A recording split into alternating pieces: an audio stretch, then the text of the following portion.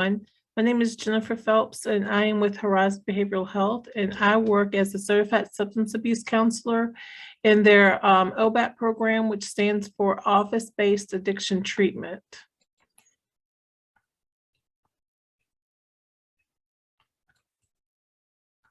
Horizon Behavioral Health's OBAT program remains committed to providing an array of treatment options for consumers served by the Community Service Board.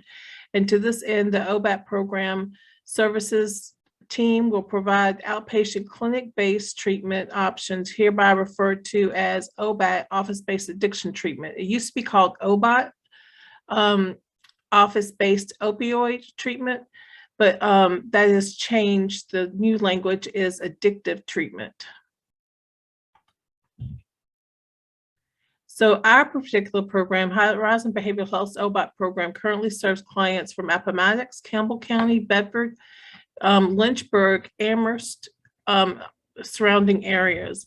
And our program has on average served over 81 consumers to date on medication-assisted treatment, and now they're calling it medication addictive treatment. We currently have 51 active clients enrolled in medication addictive treatment.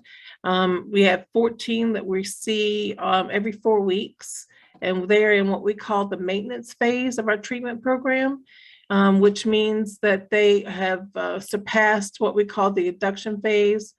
Induction phase is the first 3 months of treatment. Maintenance phase is the after that. They could be in the maintenance phase for up to 5 years, 6 years, however long that they're going to be in treatment. Induction treatment, they have to be seen weekly for the first 3 months of treatment.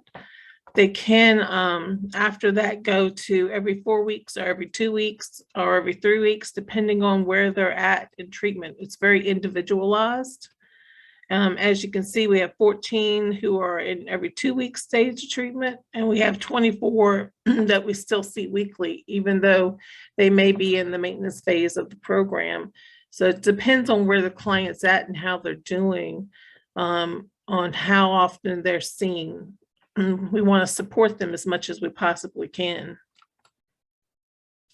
Our particular program, we have just moved into a new building. We're very excited about that. We're now located off of Langhorne Road. We have 2 doctors, and we have a Dr. Armstrong, who is here on Mondays and Tuesdays. And we have Dr. Hines, who is on Wednesdays and Thursdays. And we are excited about a recent expansion of adding 2 doctors on board to our clinic program. And we are able to serve more clients this way. We also offer telehealth as long as in-person in-office clinic hours. So this has been able to help a lot of clients who live out in the Bedford County areas or out in the Amherst County. They really benefited from that service.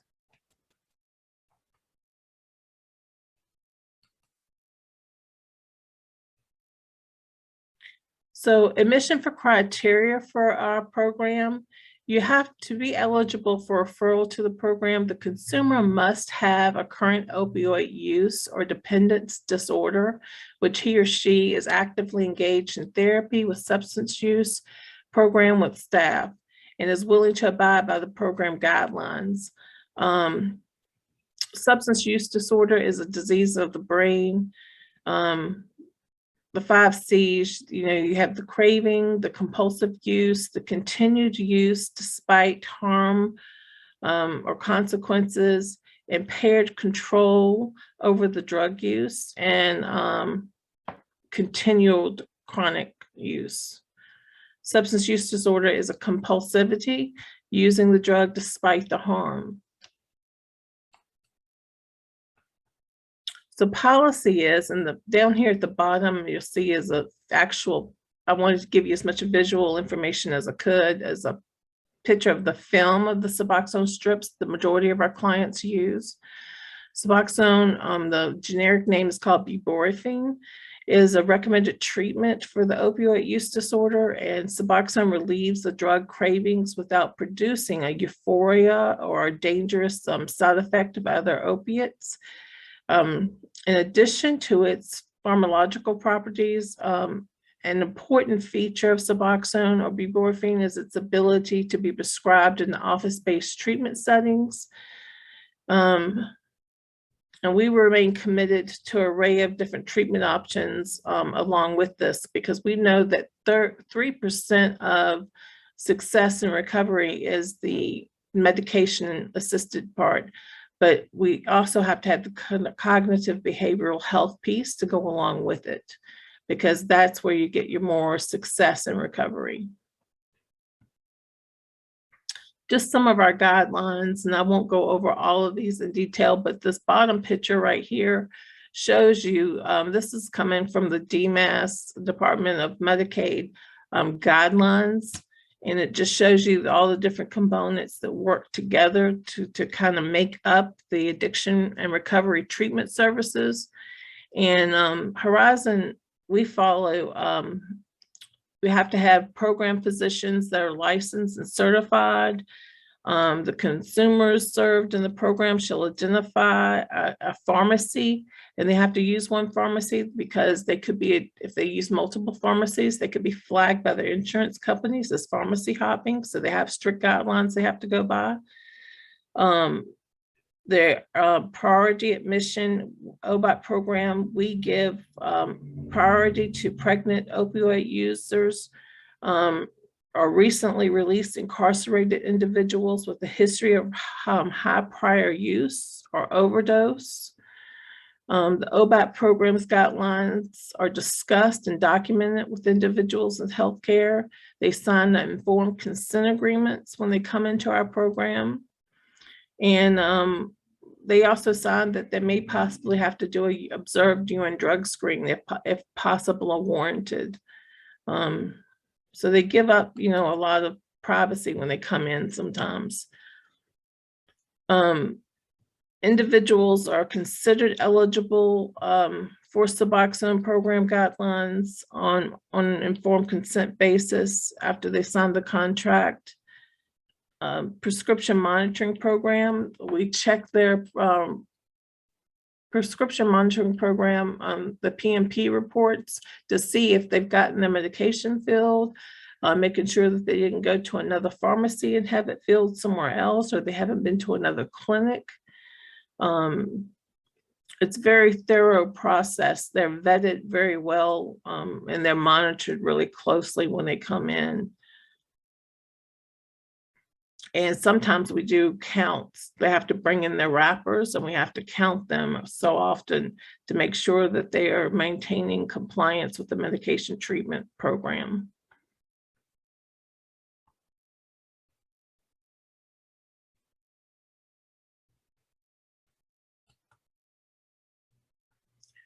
Clinical protocol for induction is generically, when a client comes in, we have a referral process. We get a referral from either admissions or probation, and it all comes through the admissions office. Excuse me. And when it comes through, we staff it together as a team. That's the doctor, that's the medical assistants that we have, case managers, we all meet together as a team. And we see if the client is a good fit for the program. They must have an opioid use disorder diagnosis. That's number one. And then we look at their current use. Then we actually go through the process of calling the individual to see what their latest use is, because oftentimes it may be a day or two or a week since the referral has come in, depending on how it comes in. And then we want to see where they're at and if they're still interested in coming to the program, because we get referrals from on the edge of Roanoke sometimes. So we want to make sure that they know that they're coming to Lynchburg for treatment and that they're willing to make that travel, because they're going to have to be coming for 3 months every week to the program. And then we schedule an appointment for them to come in for an induction assessment. And that's when they meet with the nurse and they get the vital signs, they get the initial urinalysis out of the way, they do the initial assessment part, and then they're scheduled to meet with the doctor. And that's usually a different day. And then when they come in to meet with the doctor, they're actually inducted with the medication. And then after that, they come back for their weekly visits, and that's pretty much the process. And we can get this done within a week's time, usually, once we get the referral. So it's not like a real long wait time, but it is a process to it.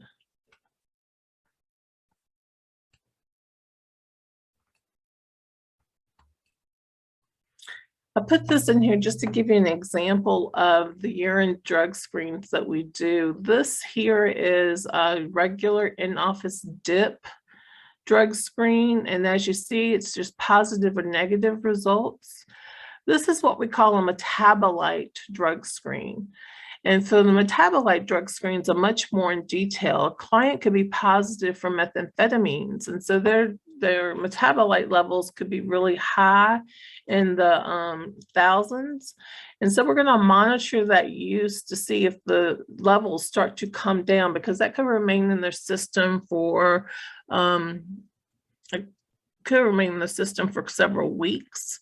If it is cannabis, it could remain in the system for a couple of months, depending on how much they've used and how high their initial level is.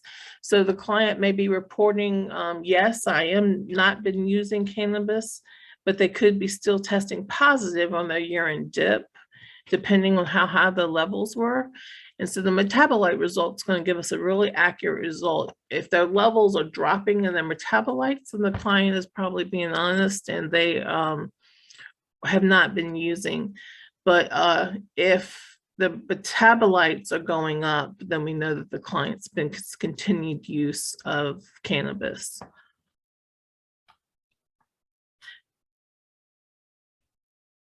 And actually, let me go back to this. This is so accurate. They can tell me if a client has used fentanyl, or it can tell me if a client has used heroin. It can tell me if a client has used their psych medications. It's just really specific to, you know, a client could false test on this over here for methamphetamines, but may test positive over here for Benadryl. So this will really tell me what's more accurate. We like to treat the whole person, and in order to achieve the improved clinical outcomes or societal benefits of integrated behavioral health and primary care, one must screen, intervene, and treat substance use conditions in addition to other behavioral health disorders. We must deliver the whole package. And you really have to do that. You have to see the client as a whole individual, not just as someone who is addicted to drugs, but someone who has come from a broken home system, someone who may have been overlooked in the school systems, has had a learning disorder, has come from abusive home, who has been abused themselves, who needs wraparound support services. They may be homeless, they need housing, they need support. They're having a really hard time. They may be having mental health disorders on top of all of this, or medical problems. So it's a lot more to the story than what meets the eye. And this was our Horizons campaign, Life is Hard, It's Harder on Drugs. It's really said a lot. The campaign did really well, but it just really summarized a lot of our clients. And then, you know, it speaks volumes to the population that we serve.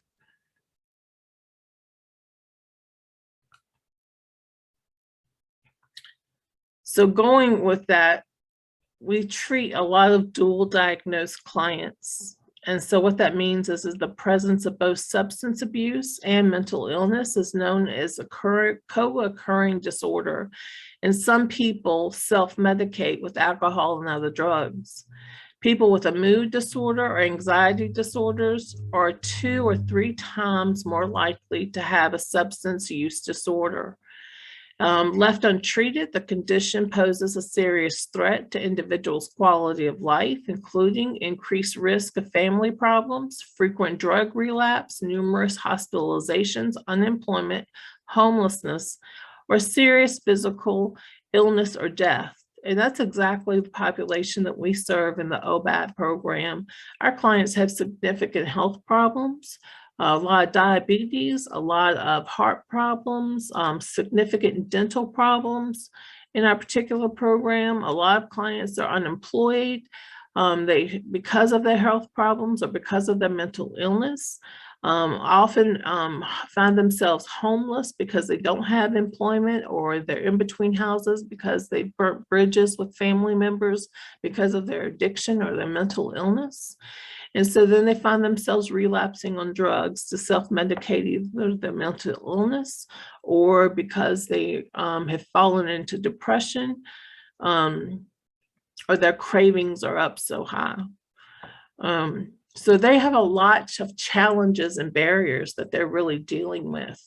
And so it's a lot of wraparound support services that they need to kind of help overcome this disorder of addiction. So we focus heavily on, I said earlier, some of our priority cases are recently incarcerated.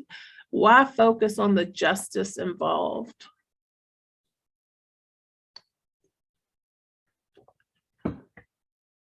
Opioid use disorder is a disease of the brain. It puts individuals in frequent contact with the criminal justice system. Incarceration, reentry without medication, assisted treatment leads to increased risk of death, HIV, hepatitis C, and recidivism. Implementing comprehensive harm reduction, including medication-assisted treatment in criminal justice settings, is necessary and feasible.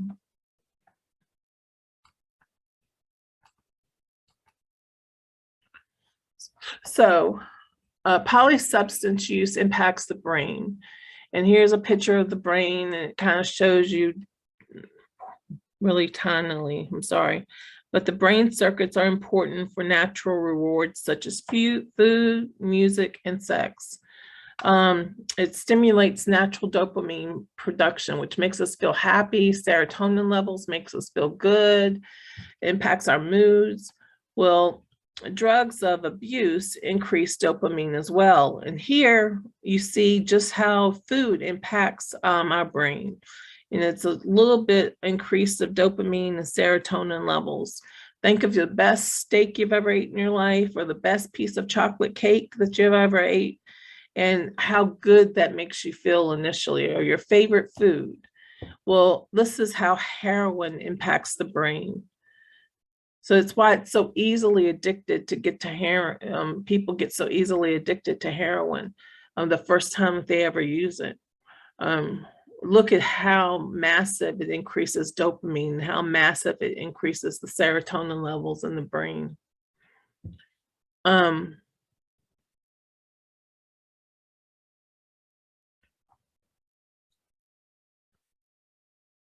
This I put in here because, oops, I skipped one, I apologize.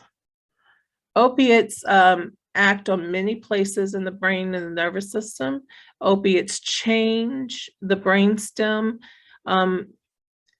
area. They control and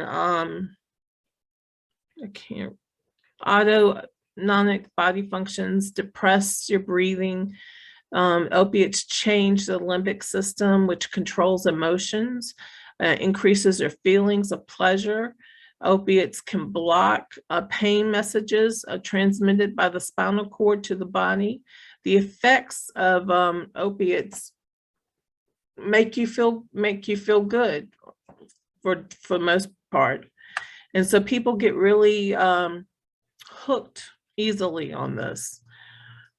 If also people struggle with methamphetamine use, and in our clinic we have co-occurring disorders, and we see a lot of people who have an opioid use disorder, but they also have a methamphetamine use disorder. And I just put this in here to show you it's sort of similar. The effects of methamphetamine use on the brain: direct dopamine effects, changes in mood, excitation, elevation of self-esteem, decreased appetite a little bit, but elevation in libido, also elevation in paranoia, however. expected serotonin effects, increased feelings of empathy, increased feelings of closeness, bizarre mood changes, some aggressive behavior, and then inability to sleep, as we see. But with that much of an impact on the brain, and you have clients who are feeling up and clients who are feeling down, they're chasing those emotions, and they're not feeling very stable, and they come in here that way, and they feel like the drug is making them feel really good. They never really identify with the fact that the drug is also making them feel really bad. All they identify with is how good the drug makes them feel. And we do a lot of work with them to kind of try to get them to see that the drug is actually impacting them in a negative way.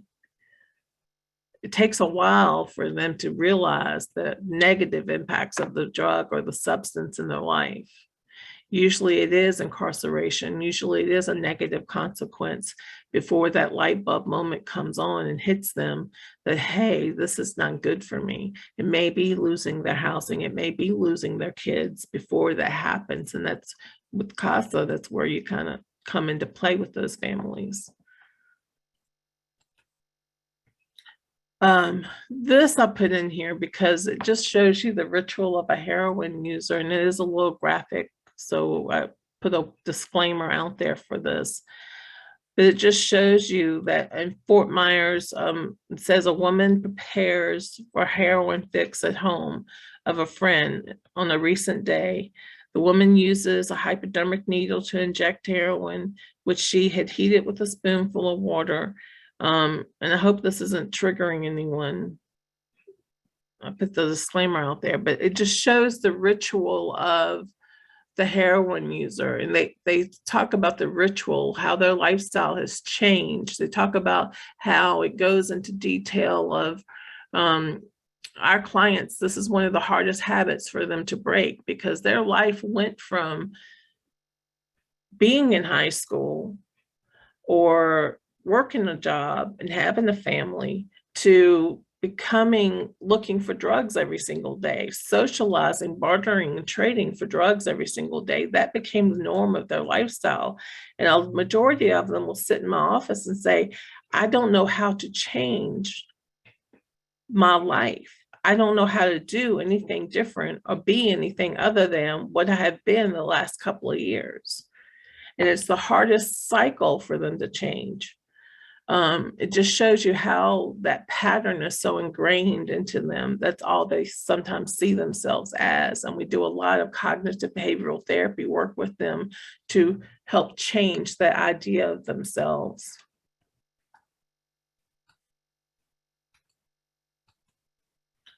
What kind of medications do we have to help people with this?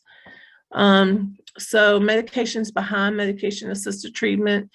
There are 3 major medications. We have methadone, which is a full agonist. We have buprenorphine, which is the generic for Suboxone, which is a partial agonist, and naltrexone, which is an anti-agonist. And what does that mean? Those are kind of big words. I'm gonna tell you. Methadone is a liquid or edible wafer or tablet. And so we do not provide methadone at our particular program. We rely on our community partners, often Lynchburg Comprehensive Treatment Center. We consider that to be a higher level of care, and we will refer clients to Lynchburg Treatment Center if we feel like that's needed for them. It's a long-acting opioid medication that reduces the craving and symptoms of withdrawal. It blocks the euphoric effects of other opioids. It's usually administered daily. Clients have to go daily to that particular program to be able to have their medication dosed to them. Whereas with buprenorphine, it's a tablet. It can be a tablet, but majority it's an oral dissolving strip, and that's usually what our clients get, the films, or you maybe hear them reference as films. like I showed you earlier, and it's an opioid medication that reduces cravings, symptoms of withdrawal, or weakens the euphoric effects, mainly, excuse me, of opioids until the effects eventually level off. This can be done daily, or it can be done weekly, or it can be done every 6 months. We, if it's an implant, we don't do the implants, we do the strips. So you can come in, we do once a week, we do every 2 weeks, we do every 3 weeks, or we do every 4 weeks for our particular clients. We do have some success stories in our particular program of clients who have weaned themselves off of Suboxone. And actually, we've had 1 or 2 clients try naltrexone. Naltrexone can be a tablet, which is what we have used in our particular program, or it can come in an injection. It is a mandatory 7 to 10 day withdrawal from all opioids. This is a non-opioid drug. It blocks the effect of opioids and reduces cravings. The tablet is 1 to 3 days. Injection is monthly, and a doctor or pharmacist usually has to be available to administer or prescribe for this. Naltrexone is an anti-antagonist, which means that if this was, if my hand was a Lego block and I had an opioid in my system, there would be a barrier here and no opioid would get into my system. It would make me sick and put me into immediate withdrawal. Suboxone, if my hand was a Lego block, a little bit would get into my system, but not enough to give me a euphoric feeling. Just enough Suboxone is going to get into my system to where I can get up and function. I could go to work. I could get up and go to counseling. I could start to regain my life back a little bit. If I take an opioid on top of that, I'm going to get sick. Methadone is a full agonist. So I'm going to take that and I'm going to be able to get up and go to work, and I'm going to be able to get up and function. But if I take an opioid on top of that, I'm going to feel the effects of the opioid. And so that's the difference between the 3 of them, because doesn't have any blockers in it. I hope that makes sense.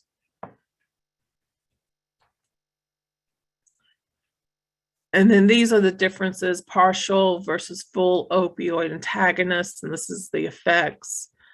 Full antagonist, which is methadone, partial antagonist, buprenorphine, and then naltrexone, which is an anti-antagonist.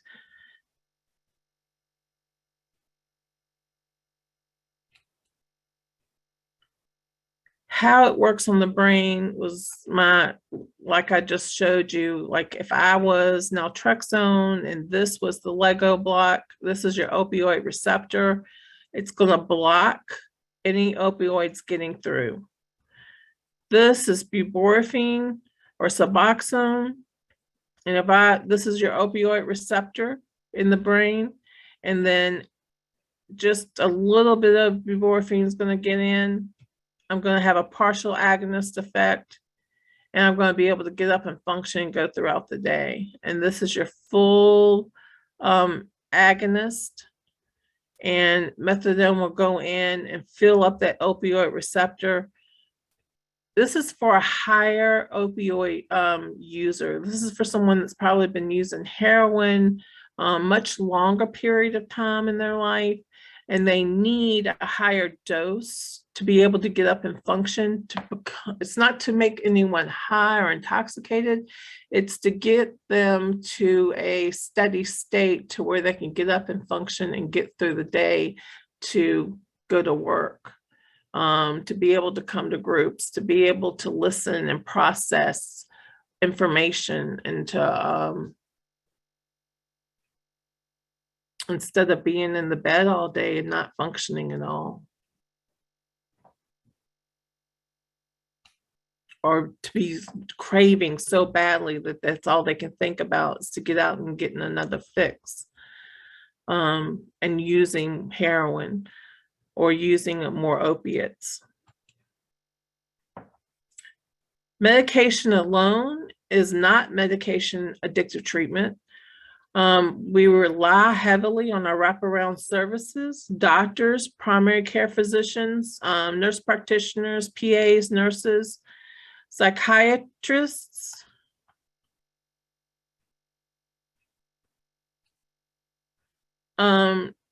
types of professionals. We work with social workers, counselors, case managers, mental health professionals, certified substance abuse counselors, certified peer specialists. We rely on them heavily. They can identify with a client better than any of us because they have been there. They have suffered with a mental health disorder. They have suffered with addiction, and they can relate on a level no one else can. We value our peer specialists. We also work with probation and drug court, and we encourage our clients to work with the probation systems. I often tell the client that come in when they need a report for probation, I encourage the client to give that report to DSS or give that report to probation to help build those therapeutic relationships. We want to encourage our clients to have good therapeutic relationships with all their helping workers. Type of professionals of help. What types of professional help? We have talk therapy, cognitive behavioral. I didn't want to give you just the abbreviations. Cognitive behavioral therapy, dialectical behavioral therapy, group therapy, individual therapy. Sometimes I've used art therapy. Well, I can't say art therapy. I'm not an art therapist, but used art play, medication assisted treatment, psychoeducation, other professional supports, mental health supports, acute detox, peer support. Jen, treatment. Yes. Could I throw in a question real quick? I think I heard you right that you said that you guys consider Lynchburg Comprehensive Treatment Center an actually higher level of treatment than you guys offer. And from the previous slide, just considering what an array of services that you can offer, some of those which Lynchburg Comprehensive Treatment Center can't, just because they're a different type of organization than you guys, how are they a higher level of treatment? Consider them a higher level of treatment because they do daily dosing, and we don't offer daily dosing. So there's a higher level of monitoring regarding that.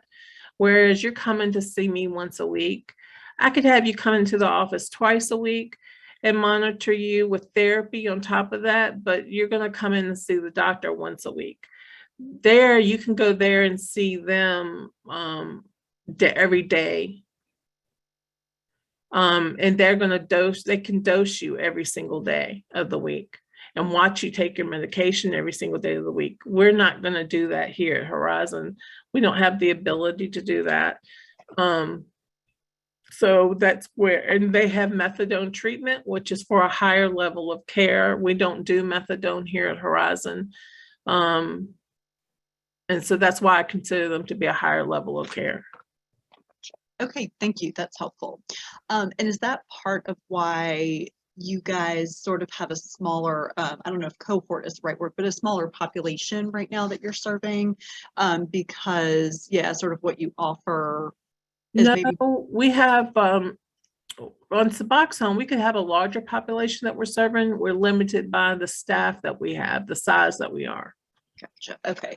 And how long has y'all's treatment program for this particular, how long has that been in effect? We have been doing this going on every bit of 4 years, wow, maybe okay, going on 5. Very cool. Yep. Any other questions? I don't see any others in the chat right now, but I'll also give time for additional questions near the end as well. Okay. Thank you. Treatment works. It's real. Recovery is real. Self-help and other support strategies, support groups are really important. And we encourage our clients to get involved in support groups such as AA or NA or Celebrate Recovery or MARA, Medication Assisted Recovery Anonymous.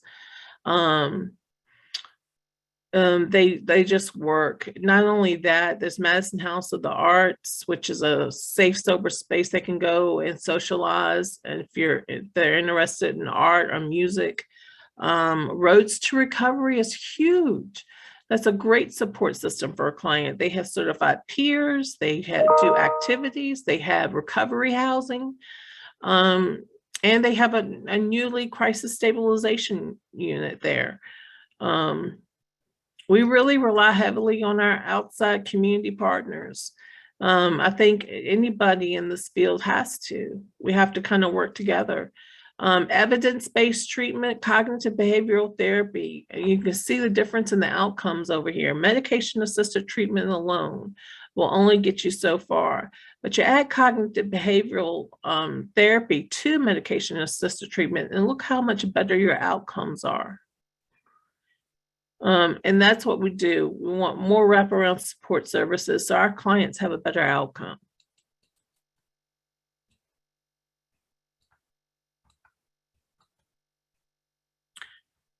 Programs and services, prevention and wellness services. When we talk about wraparound support services, we're also talking about community-based coalitions. You have Central Virginia Addiction and Recovery Resources, Suicide Prevention and Awareness, and Central Health's Neonatal Absence Syndrome Work Group.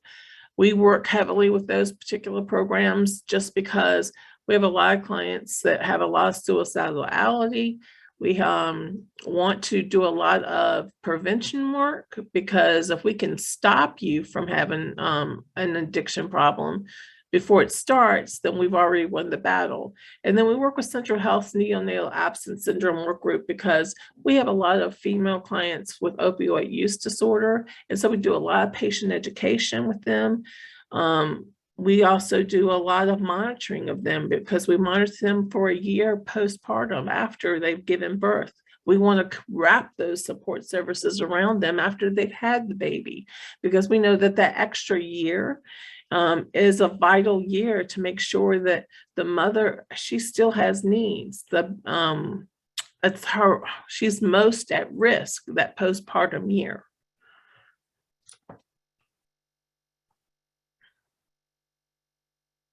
Some other partnerships, the MAR work group, well, that's no longer in existence because MAR is up and running now, but just gives you trainings I would recommend for anyone that was interested. Would be mental health first aid, ACEs, adverse childhood experiences, Revive training. It teaches you about Narcan, or Bridges Out of Poverty.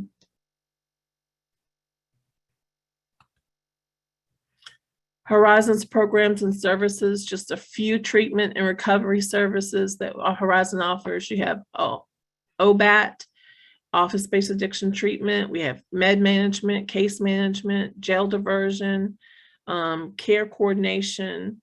We have IOP groups. We have women's IOP. We have continuing care. We have Project Link, which you're going to find out more about here in a little bit. And then we also have our 24/7 call and support after hours number, which is on here. And we give this to our clients often, especially when they're not doing well. I give this out several times a month to clients in need. We want to make sure they have as much support as possible.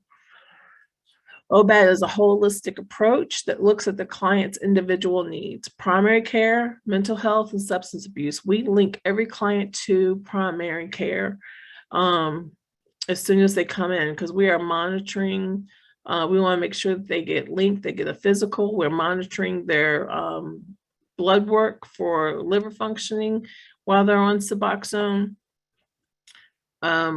What's important, client engagement, making sure that the client is involved in their treatment, making sure that they take ownership over their treatment, integrated healthcare, accurate assessments, and that only comes for client engagement.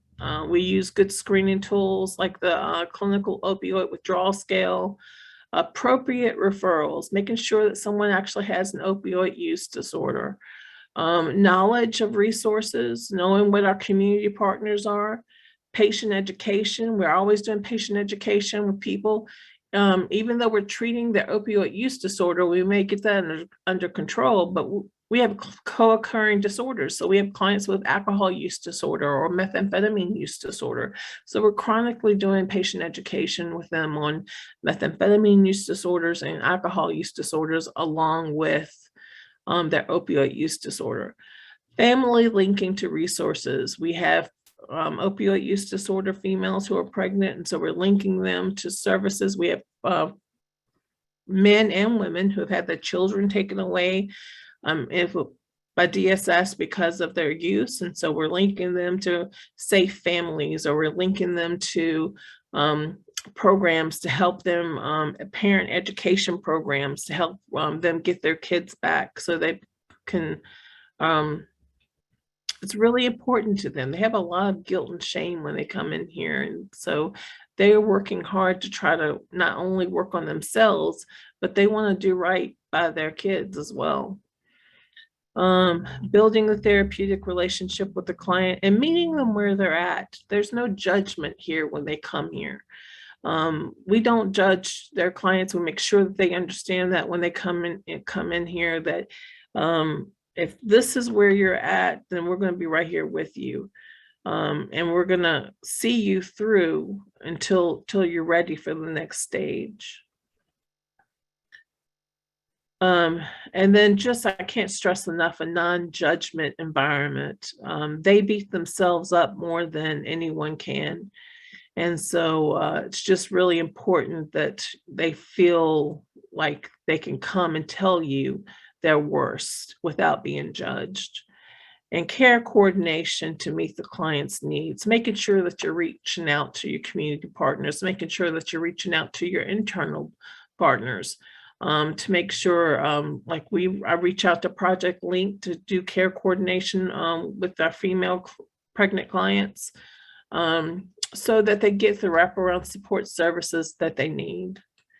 And then just to let you know, this is our particular OBOT program. This is our building off of Langhorne Road. We're at 2225 Langhorne.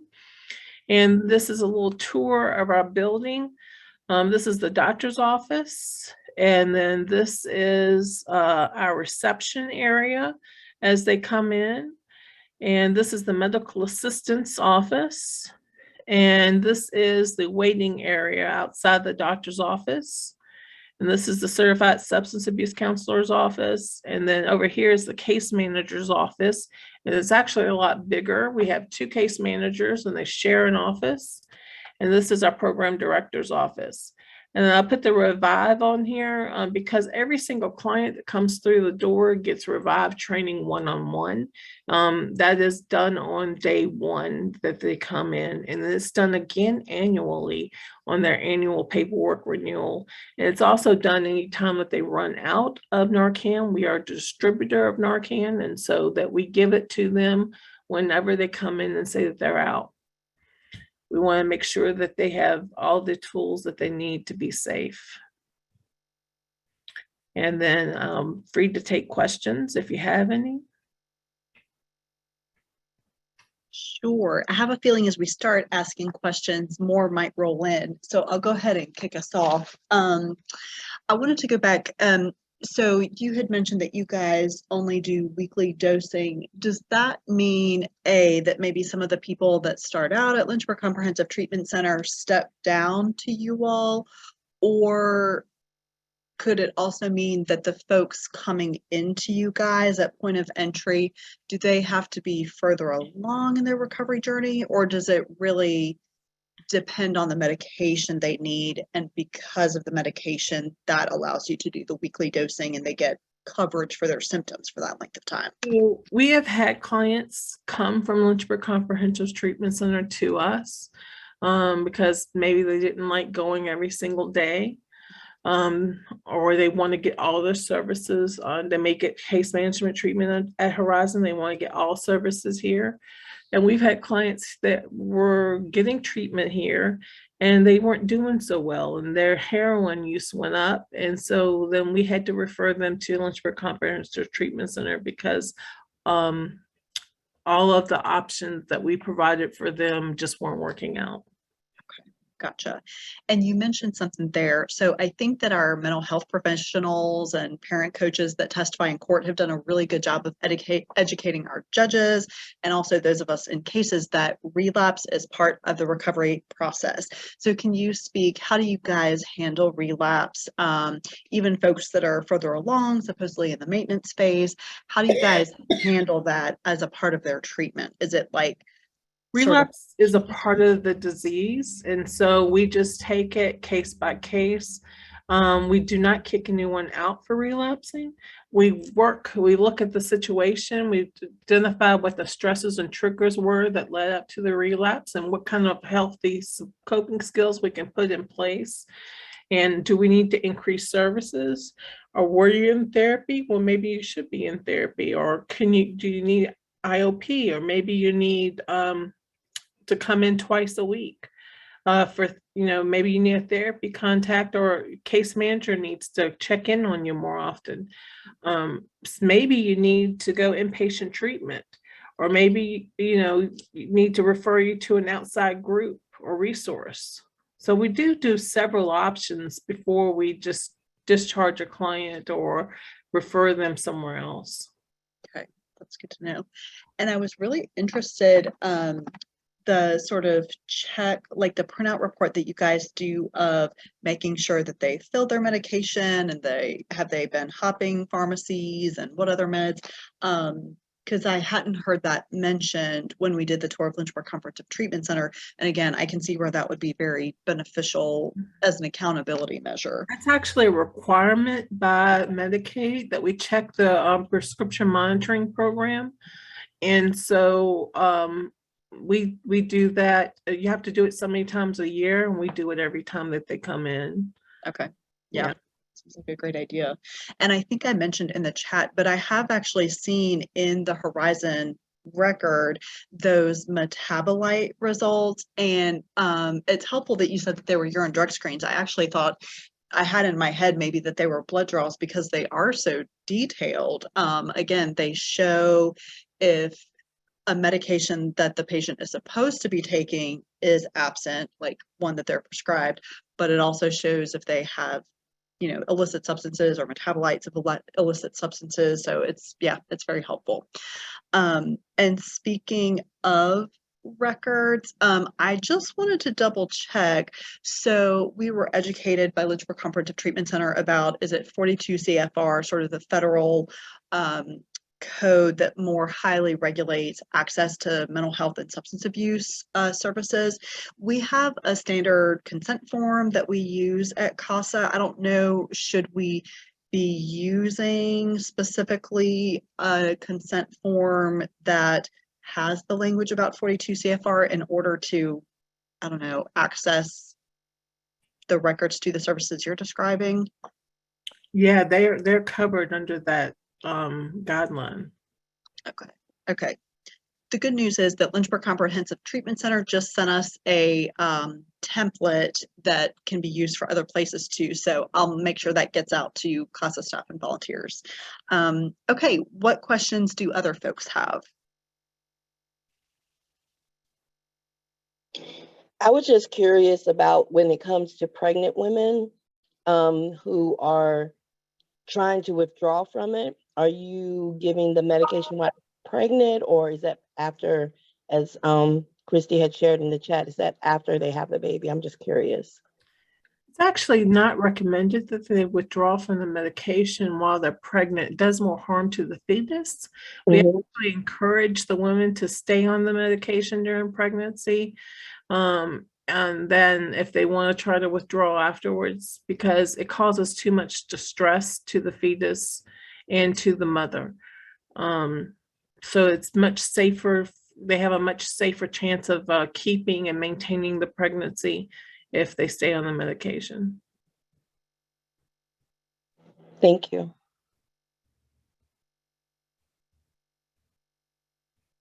I'll throw out another question for you, Jen. You mentioned a range of places where you guys get referrals. Do some of your patients, do all of your patients come to you voluntarily, or are some mandated to participate in treatment with you guys?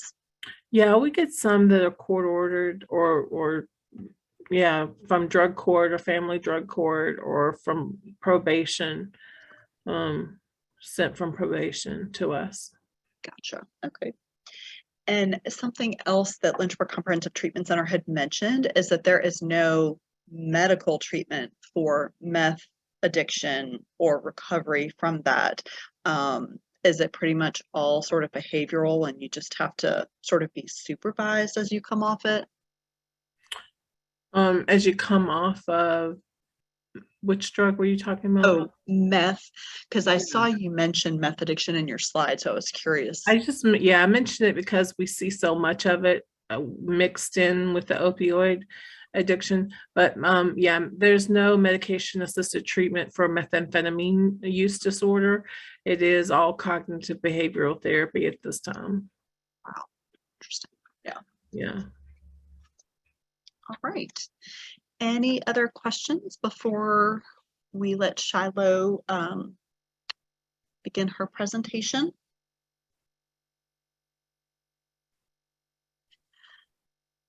I might get with you after, Jen. You mentioned the Revive training. Am I remembering right that sometimes you guys offer that training to the community, the broader community as well? Because I'm wondering if that would be a wonderful thing for They CASA. are offering several trainings, I think, upcoming recently. They just posted a couple of trainings.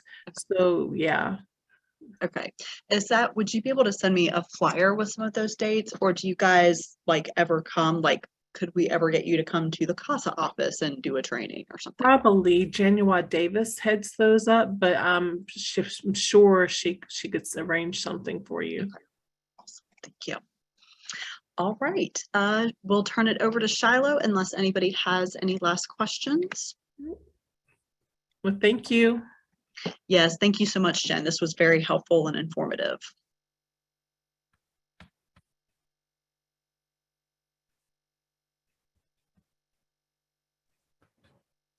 Hello, everyone. My name is Shiloh Martin. I was about to say nice to see everybody, but I can only see 2 people. So glad everyone is here. I am going to put up my slides. And Shiloh, just a heads up, you sound a little far away. So if you can just think about speaking up, projecting, that'll be helpful. Okay. Is that better? A little. Okay. Sorry, my buttons changed when she stopped sharing. There we go. All right, I just want to be sure that everybody can see my slides. Okay, great. Like I said, my name is Shiloh Martin. I am an LPC. I'm a licensed professional counselor, as well as I am a national certified counselor. I am our Project Link coordinator, and I oversee the program as well as provide individual therapy, including mental health and substance use. So I'm sure you guys are wondering at this point in time, what is Project Link? You heard in Jen's presentation, her mention Project Link a few times. Project Link provides intensive case management, therapy services, as well as home visiting when that's appropriate. The specific population that we serve is pregnant, postpartum, and parenting women with substance use issues, meaning they could be diagnosed with a substance use disorder, as well as they could be at risk of developing a substance use disorder. What it means to be at risk for developing a substance use disorder. Glad you asked. What that means is that they're in recovery. It could mean that they're in homes of people that are using, or they have an extensive family history of substance use. We provide linkage to wraparound services to mothers as well as children and their families. We utilize community partners to establish a coordinated system of care for women that are using substances. As Jen described, specific things that we are doing is linking with appropriate supports. When they come into our specific program, that could be individual therapy focused on mental health. That could be individual therapy focused on substance use. They could have a co-occurring disorders as well, as Jen described, meaning they qualify for the diagnosis of a substance use disorder as well as mental health. We're helping provide those specific supports. Individual therapy could look like once weekly, about 1 hour a week. That could additionally look like intensive outpatient. We also call that IOP.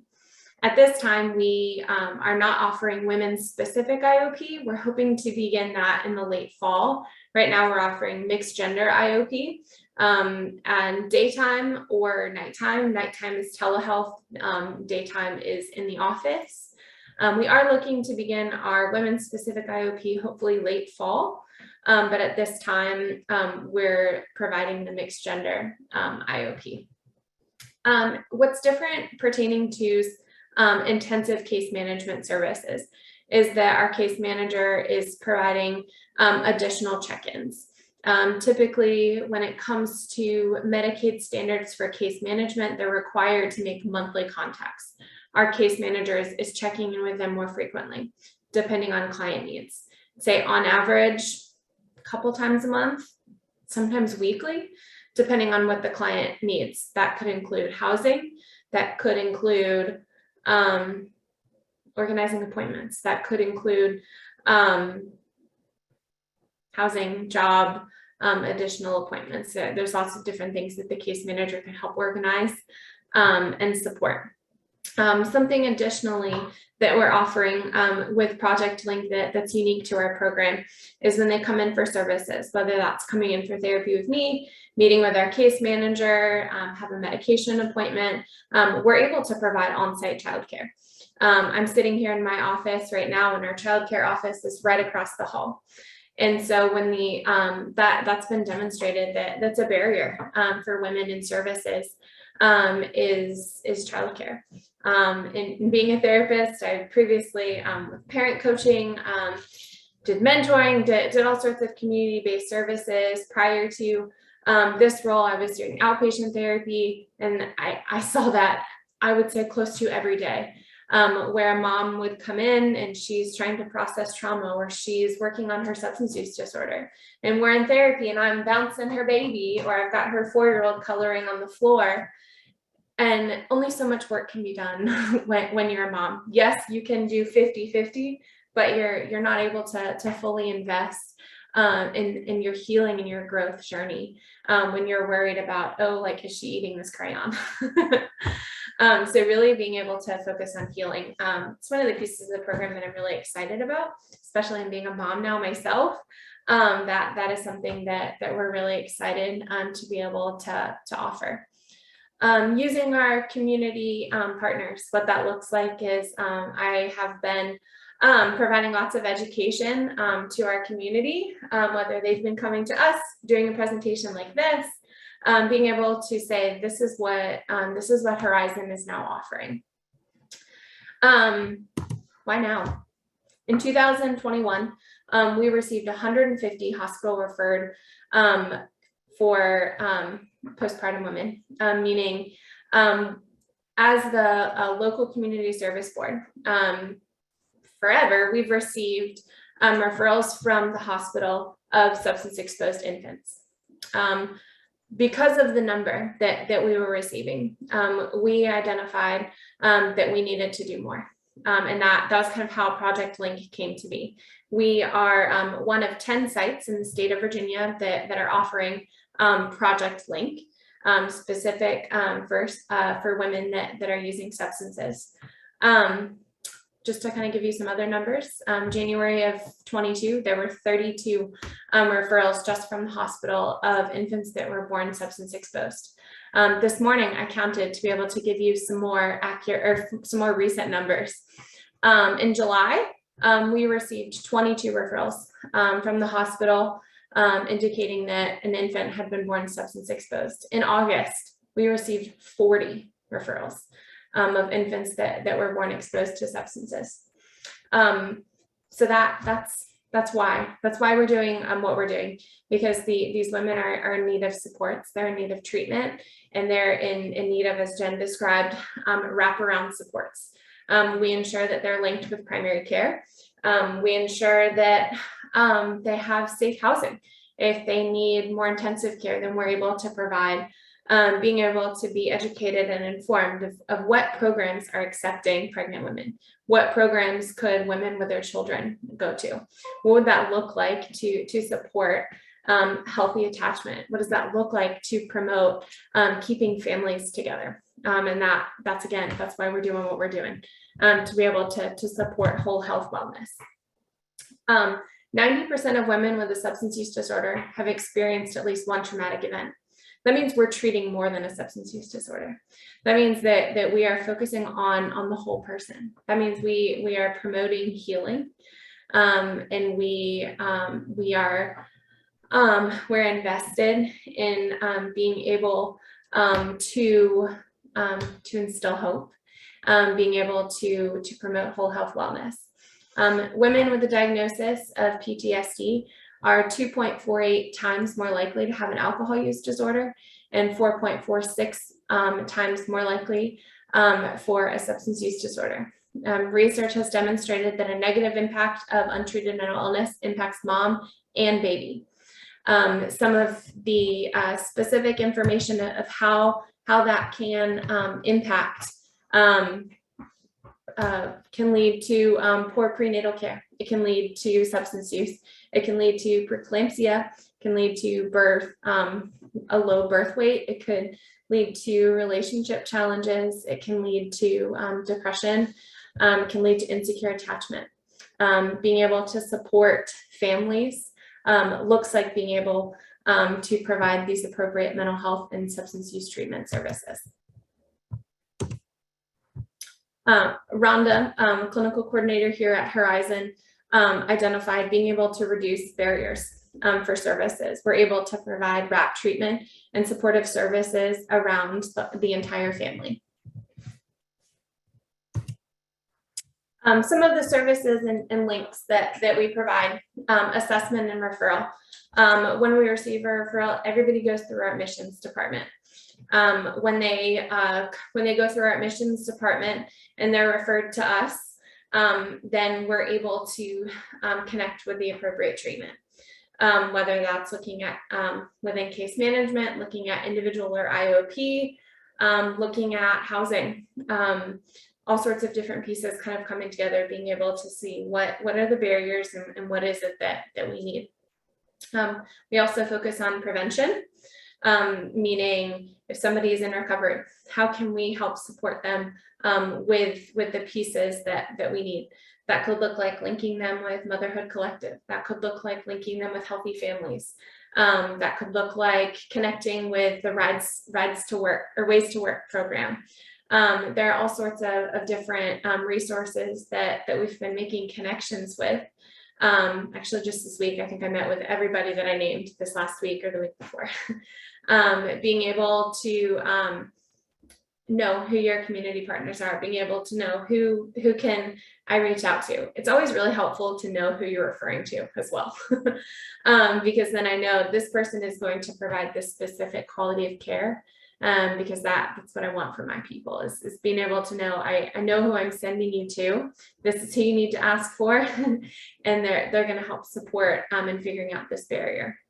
Some of the other pieces is family planning, prenatal care, as well as general health care.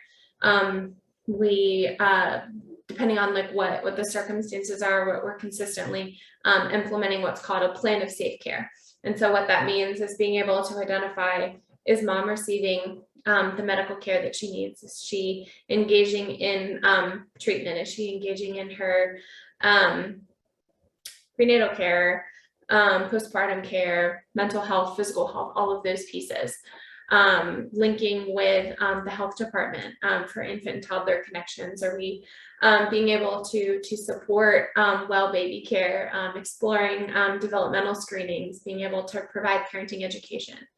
Next week, I'm really excited. We are completing a nurturing parenting class, where then we're able to provide specific parenting education. That's one of the modalities that we're going to be using.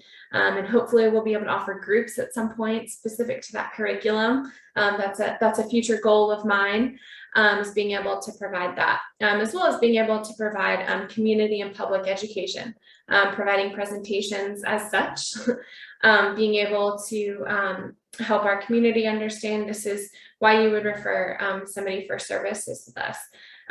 Being able to help our community understand why this is important, being able to understand the brain, being able to understand addiction in the brain, as Jen was describing earlier to you today.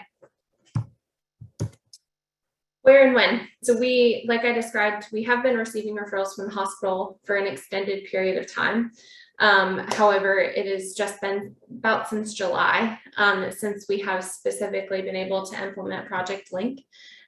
We are currently accepting referrals for our program. We have probably about 20-ish active participants in our program at this time. Most commonly receiving referrals, Centra, social services themselves, or interagency. Our Project Link set is located directly behind the OBAT building. So we are at 2305 Lansdowne Place, but we're in the building right behind OBAT. So like I described earlier, the referral process, somebody can make a referral through admissions, and then they can be linked with us. If they come into services and they didn't specifically name Project Link, they'll still be able to be connected with us if they meet the qualifications for our program. Something additional is we have engaged in lots of community collaboration. I described earlier being able to provide education to the community, being able to kind of pull community partners together.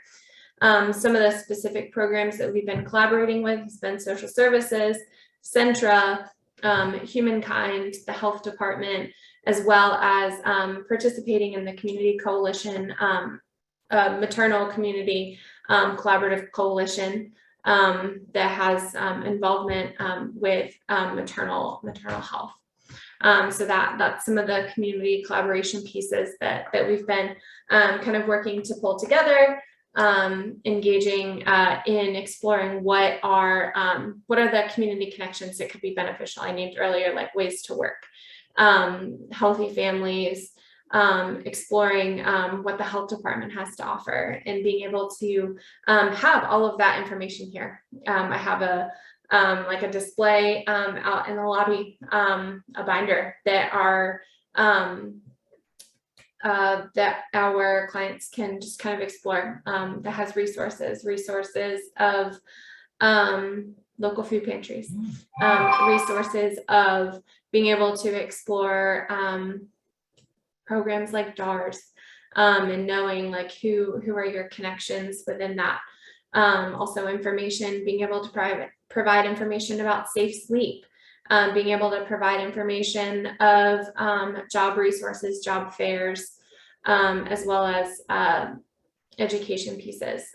Something that we're kicking off in a couple weeks is identifying specific education topics. I feel like just over the course of the last few months, something that I hear day in and day out has been, I have so many appointments. I feel like I hear that so frequently. And so something specific that myself and our case manager, Amanda, is going to be kicking off is having a group within Project Link. And we're going to have a workshop on time management, and we're going to provide calendars. And then that way we can explore, what does it look like to manage your time? How do you communicate with a provider? Oh, I actually have an appointment at this time. Or being able to explore what that looks like for time management and organizing what their day could look like. This is my contact information. as well as my supervisor, Mary Ann Powell. And so this is our contact information. If you can think of anybody else that would like to hear this information or any additional questions.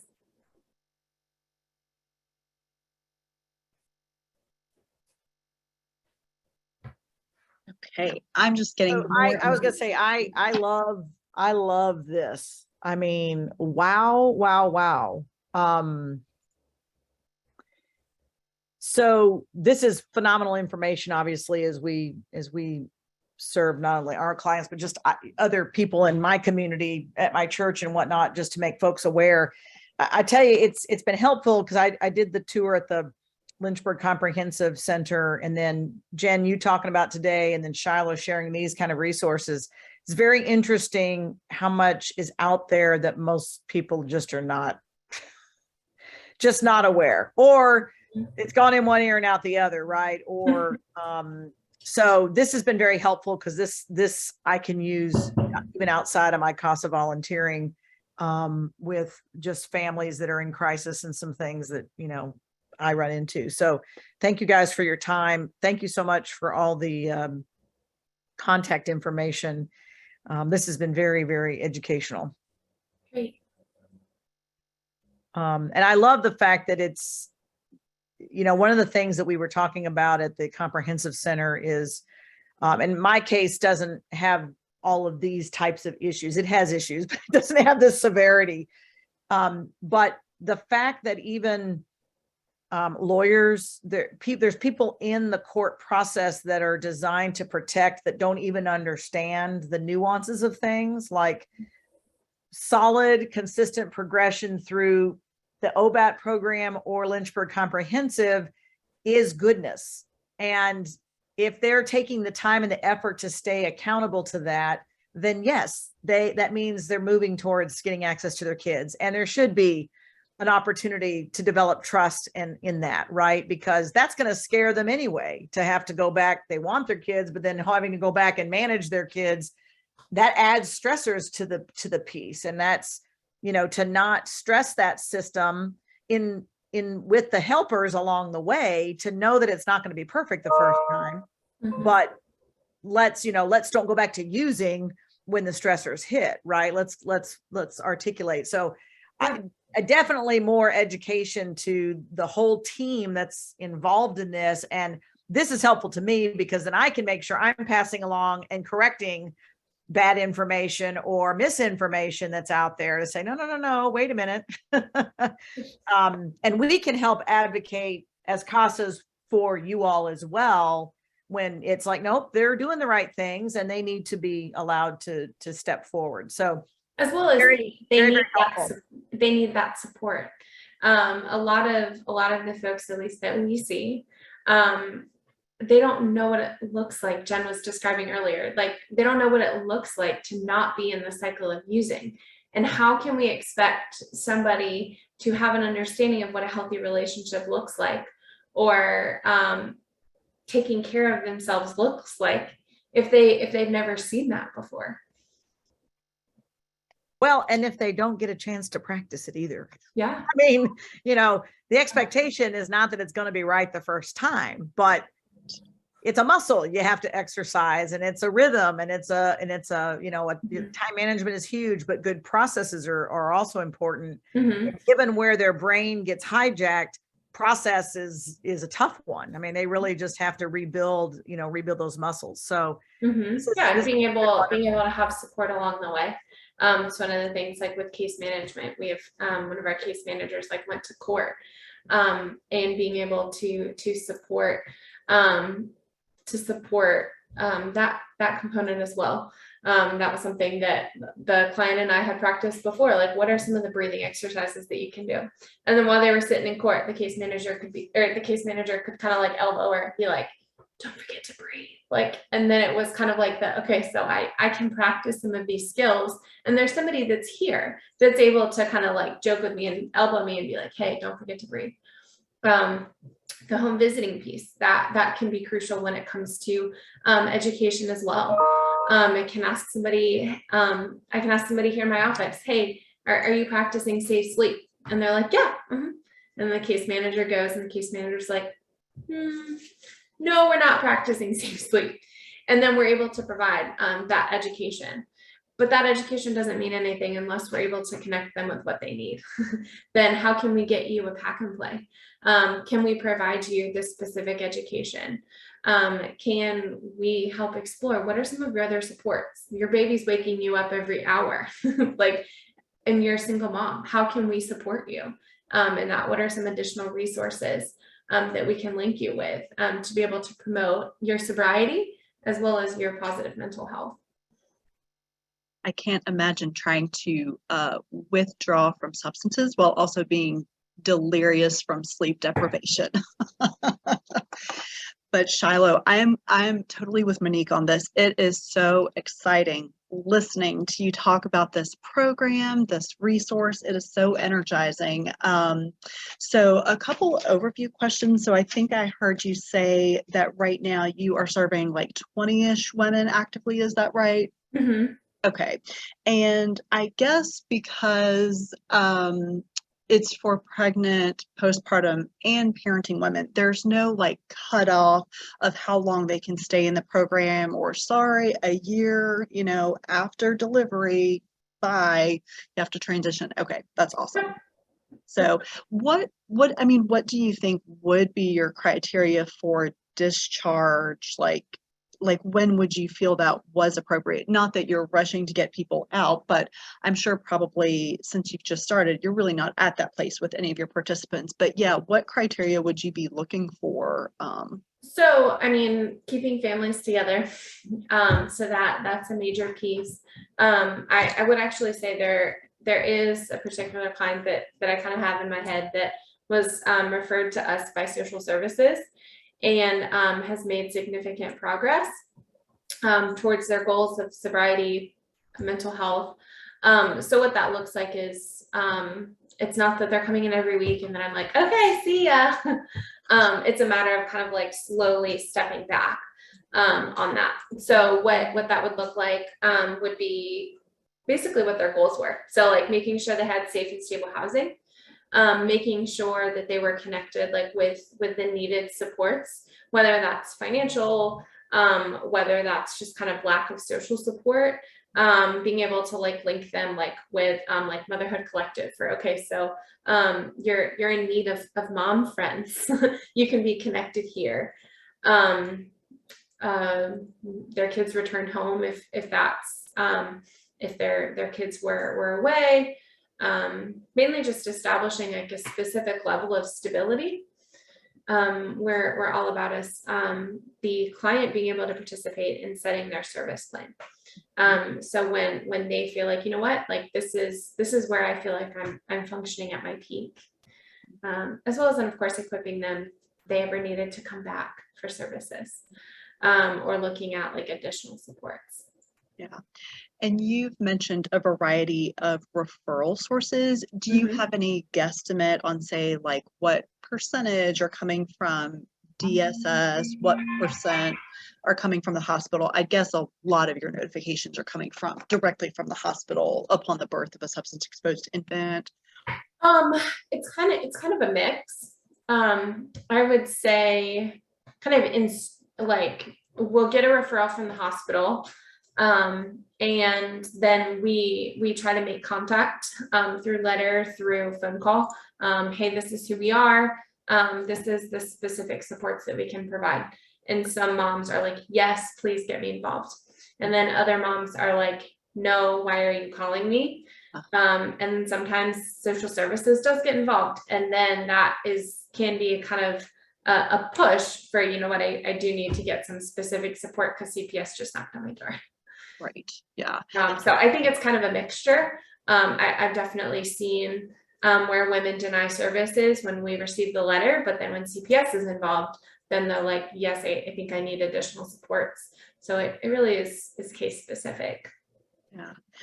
And also, what localities are you serving, whether that's like what DSS localities are reaching out to you guys to connect a woman, or where's your service area? Yeah, so our service area is the same service area as Horizon, so the ones that Jen named. Appomattox, Amherst, Bedford, Campbell County, as well as Lynchburg. Go ahead, Monique. I see your hand is up. Hey, Shiloh, and maybe I missed this. Is there a way to volunteer to support you like we do with CASA? Are you all at where you need a capacity improvement, or like grandmas that really have already raised kids that would be looking to get connected? Is this something that is on part of the program at some point? I love that. At this point in time, no. We are exploring, we are in need of a peer support specialist. That is kind of in the works at this point in time. But I love that idea. Yeah, because we got a lot of women who've already raised their kids that, you know, go get their baby fixes and their parenting help at church and in the rocker room. But I know I've just got some good friends that are, you know, graduating out of their work environment, but want to stay connected. And, you know, other than folks that come in through like our, you know, Lifeline program at church, are looking for something like this to kind of get connected, because they loved raising their kids and they've got time and they've got the patience and they've got, you know, the confidence to loan and come alongside, you know, moms. So yeah, that may be something, just as you all move forward, that, you know, create an advocacy type role. Yeah. Thank you for that.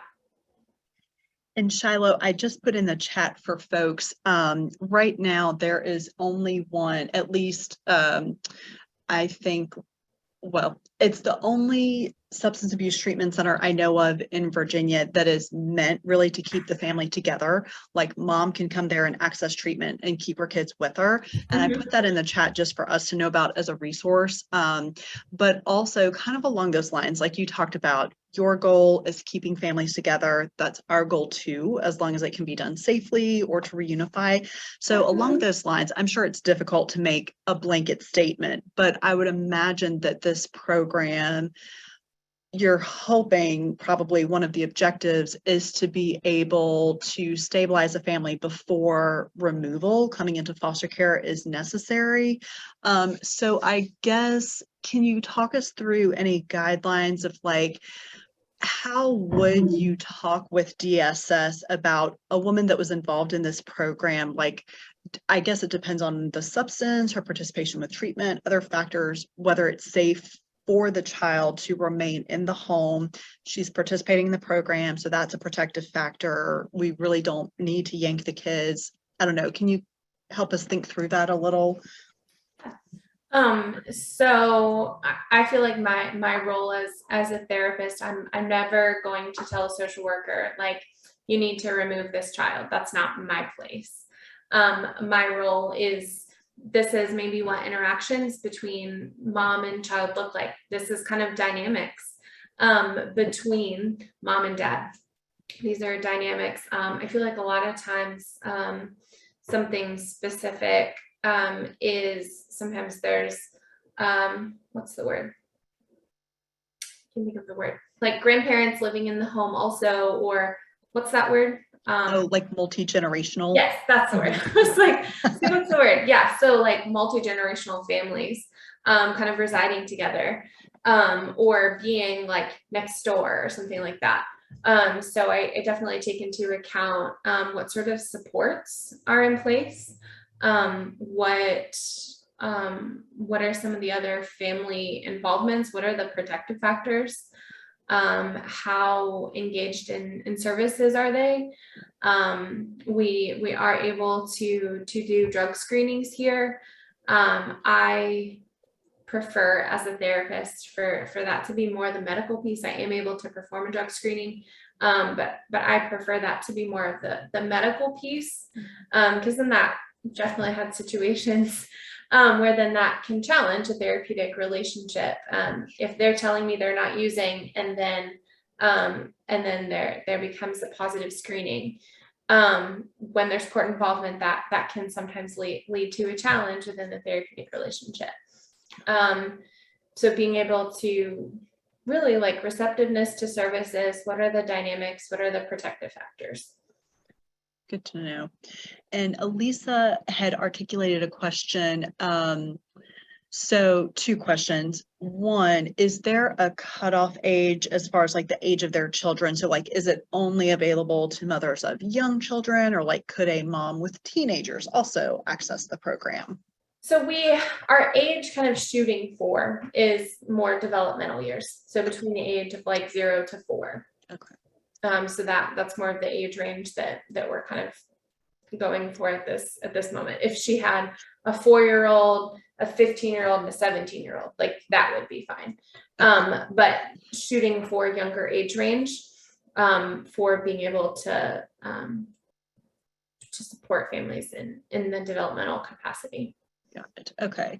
And then Elisa's other question was also, can this program be accessed by women that have maybe been clean for a year, but maybe are still needing support or would like to go further in their recovery journey? Yes. Yep. And that was what I had described in the beginning of at risk of substance use disorder. So a substance use disorder, they can be in partial remission, they can be in full remission. And so that certainly qualifies. And then also, so within Project Link, we have the therapy services as well as case management. And kind of ideally, we would like for women to be participating in both. However, in kind of starting off, like we've had some interagency referrals where they might be engaged in case management already. And then they're like, oh, you know what? I just found out that I'm pregnant, but I'm in recovery. And then so they'll be linked to me for therapy services, but they have a case manager outside of Project Link, but under the umbrella of Horizon. So we are able to kind of explore like those specific resources as well. We've also had like client like with OBAT that like needed support relating with childcare. And we can kind of like, okay, so how can we support being able to serve these women in this capacity? Okay. And you had referenced the health department also. I know that they are starting, I think it's a nurse home visiting program. Yeah, baby care. Mhm. Yeah, which again is so exciting and such a wonderful protective factor. Yes. But you mentioned that you guys can also visit homes, which I know case managers in general can do. Like, would you envision if one of your mothers needed it, would you try and connect them with the nurse home visiting program with the health department? Or would you say, oh, since we can already do home visits, we'll kind of handle that piece and maybe that spot can go to someone else in the community that needs it? So their focus, and I just had a meeting with them probably about a month ago about their baby care program. So their baby care program is more focused on like physical health components. So they are like nursing staff, whereas ours is more focused on behavioral health, more focused on like those specific pieces. So they will like weigh the child and they'll like talk about like healthy feeding and those sorts of things. And so we're not going to bring in a weight scale to weigh an infant. But we will kind of like, oh yeah, like providing like specific education. Like, are you attending like all of your medical appointments? Can we help support you in organizing those pieces? Do you have a place for your baby to sleep? What does your sleep look like? How are you getting to your appointments? Can we work to get you a bus pass? Do you need me to help you call for Medi-Cab? Being able to access those specific resources. Yes. So that's the specific difference in the program, is that they're trained medically. Right. Yes. And thinking, would it be correct to assume that many to most of your clients are on Medicaid? Is that, because it seems like that would be an advantage based on what we heard from Lynchburg Comprehensive Treatment Center and sort of the coverage they provide around substance treatment. Okay. Yes, I would say the majority of our women are on Medicaid. Okay. We do have a few private insurance, which then they're not able to access the case management, but we do have, like, if they were in need of that, we have other avenues if that ever came up, that somebody was in need of something that they couldn't receive, we would certainly help them explore those barriers and figure out what that could look like for them. Gotcha. And with doula services now, I don't know if they're already covered by Medicaid or still transitioning to being covered by Medicaid. Is that a resource that that some of your women are utilizing now that it's covered by Medicaid, or that you're able to help connect them to? Yeah, so with my participation in the maternal collaborative meetings, that has definitely been something that I've been having some conversations with. So exciting. Okay, guys, what other questions do you have? I know I've asked a lot here.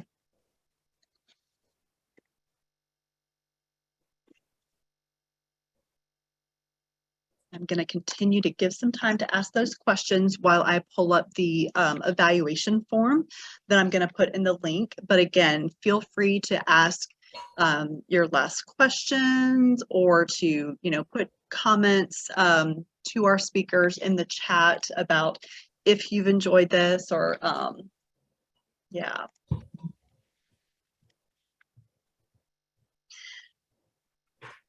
And Shiloh, apart from what you are already doing, again, I think, speaking for myself, and I know Monique agrees, and I would venture to say that most on this call agree, we want to ensure that you are being utilized and accessed by DSS and others.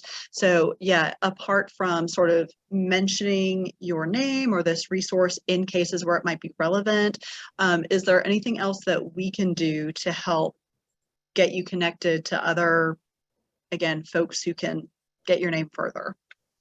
No, I don't think so. I have kind of lined up about giving like various presentations to different like social services agencies, as well as kind of connecting with Pathways and all of these like community partners. That has been a lot of what I've done this summer, and kind of starting to build this program has been doing a lot of connecting.